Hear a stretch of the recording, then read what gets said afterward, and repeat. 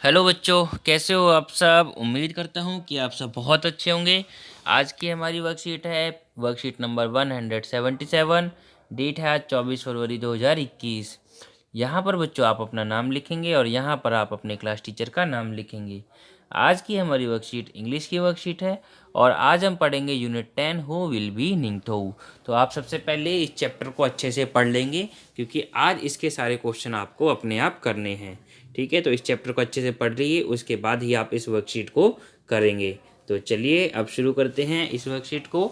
Good morning students, you must have enjoyed the story who will be Ningthou. आप सबने ये enjoy who will be Ningthou बहुत enjoy की होगी। Learned new vocabulary, interesting facts about Manipur, और आपने इसमें मणिपुर के बारे में इंटरेस्टिंग फैक्ट्स पढ़े होंगे। Let's do a quick revision of what we have learn so far. तो चलिए एक रिवीजन करते हैं कि हमने अभी तक क्या पढ़ा था। ए पार्ट है इसका, at the end of story the king said a Laima is one who does not hurt anybody in the kingdom. Laima वो होते हैं जो राज्य में किसी को भी हर्ट ना करे। तो नीचे पिक्चर्स दी हुई हैं, जरा अब आप इनके आंसर्स करेंगे। पहला जो क्वेश्चन है, why was Sanatombi looking sad in the picture. Sanatombi इस पिक्चर में सैड क्यों दिखाई दे रही थी। बी है, what have you learn from Sanatombi, आपने सेंटोम्बी से क्या सीखा। सी है, what would you do if you see someone in pain, आप क्या करेंगे अगर आप किसी को पेन में यानी कि दर्द में देखें।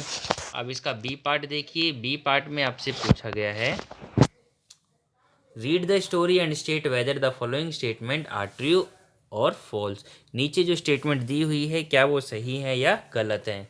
तो ए है, Ningthou and Laima did not think about their मियम, निंगथोउ और लाइमा ने अपनी मियम के बारे में नहीं सोचा।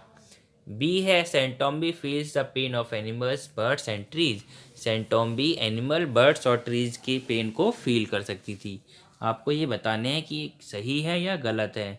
सी है, the eldest son became the king of Kangleipak, जो सबसे बड़ा बेटा था वो कांगलीपाक का राजा बना। तो आप बताएंगे क्या ये सही था या गलत था।